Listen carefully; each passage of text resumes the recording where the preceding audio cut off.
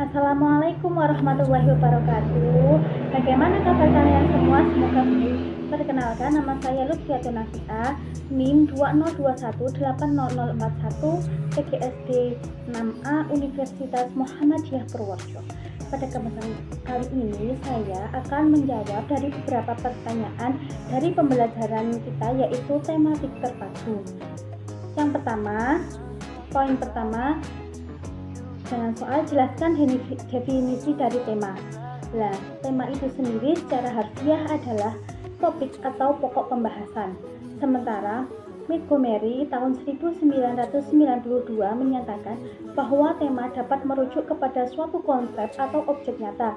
Berdasarkan definisi tersebut, maka sebuah tema dapat berupa konsep abstrak ataupun hal nyata yang dikembangkan dari sebuah bangun ataupun bidang. Tema harus luas sehingga memungkinkan untuk dipilah ke dalam anak tema atau topik. Pertanyaan yang kedua, mengembangkan tema menurut Moss 1993 dikembangkan dengan dua cara tersebut dan jelaskan. Yang pertama yaitu untuk mengembangkan tema, Moss dan kawan-kawan tahun 1993 menyebutkan bahwa tema dikembangkan dengan dua cara. Yang pertama yaitu intradisiplin dan yang kedua yaitu interdisiplin. Cara yang pertama yang dipilih yaitu interdisiplin. Cara pertama dipilih guna untuk mengintegrasikan 4 kemahiran berbahasa, mendengar, berbicara, membaca, dan yang 4 yaitu menulis. Yang kedua yaitu interdisiplin. Cara yang kedua ini dipilih tema berdasarkan isi yang tertuang di dalam keseluruhan kurikulum sekolah. Baik cara pertama maupun kedua dalam pemilihan harus berdasarkan pada minat, pengetahuan awal atau prior knowledge, dan ketertarikan dengan lingkungan peserta didik. Lanjut pertanyaan yang ketiga. Dalam landasan filosofis terdapat 3 aliran. Apakah ketiga aliran tersebut saling berkaitan? Mari kita jelaskan. Dalam pembelajaran tematik mencangkup 3 landasan filosofis. Yang pertama yaitu aliran progresisme, yang kedua aliran konstruktivisme, dan yang ketiga adalah aliran humanisme.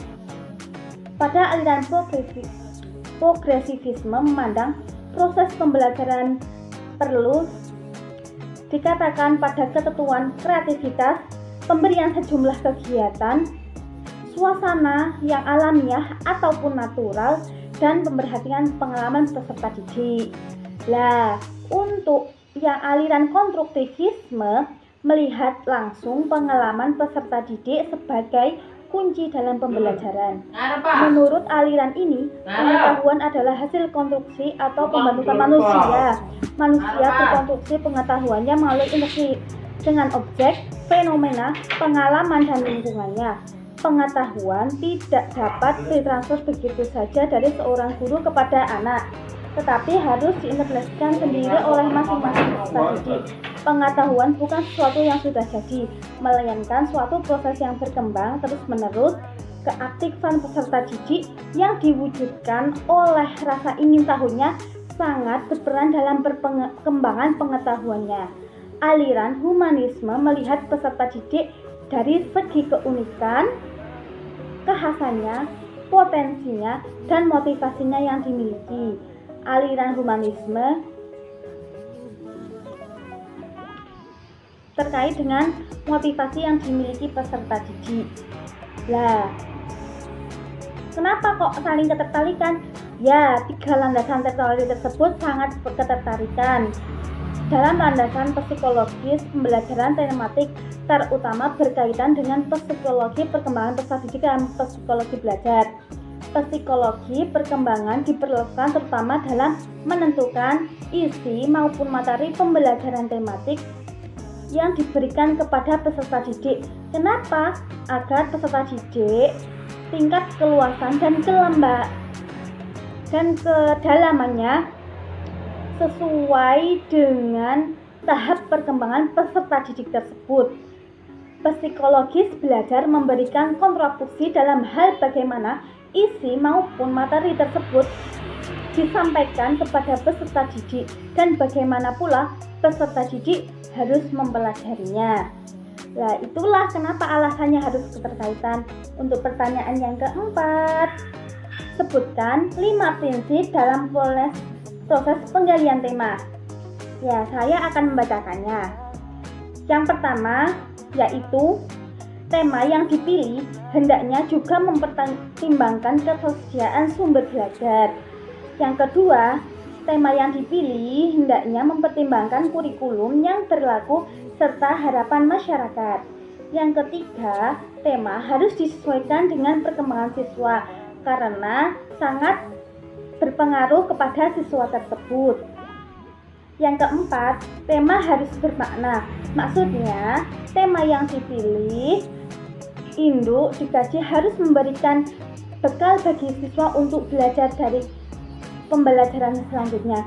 Yang kelima, yaitu tema hendaknya tidak terlalu luas, namun dengan mudah dapat digunakan untuk memadukan mata pelajaran karena agar pembelajaran saling ketertarikan.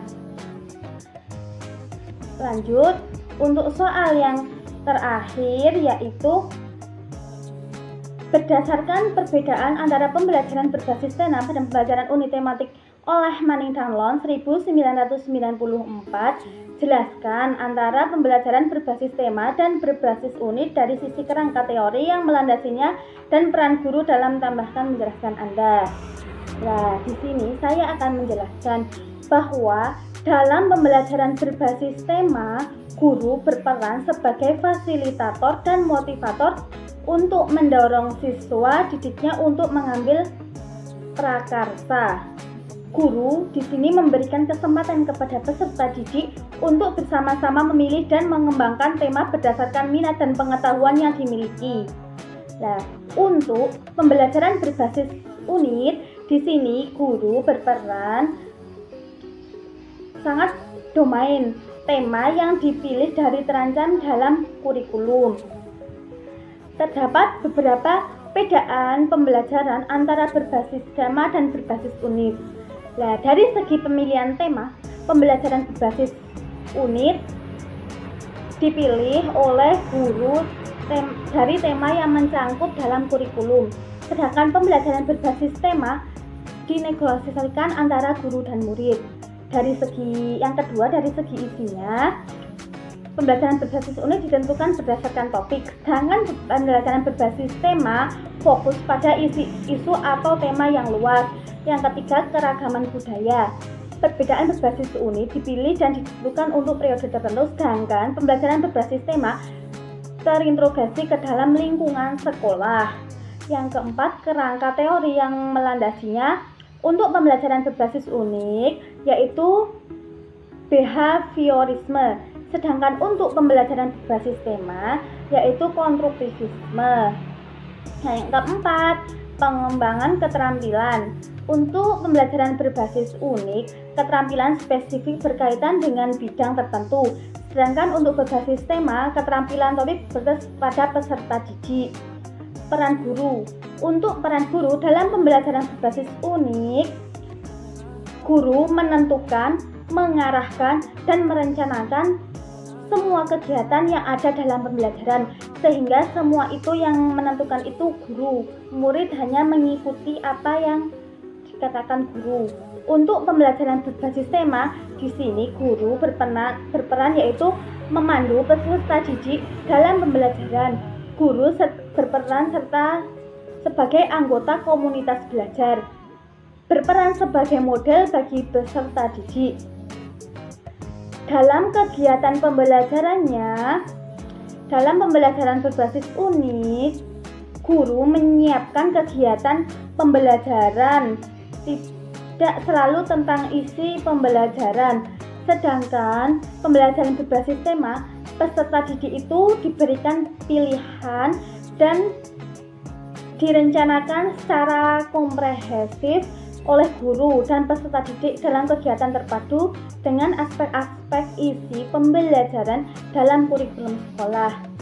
Itulah penjelasan yang dapat saya jelaskan, semoga bermanfaat. Cukup sekian, wassalamualaikum warahmatullahi wabarakatuh.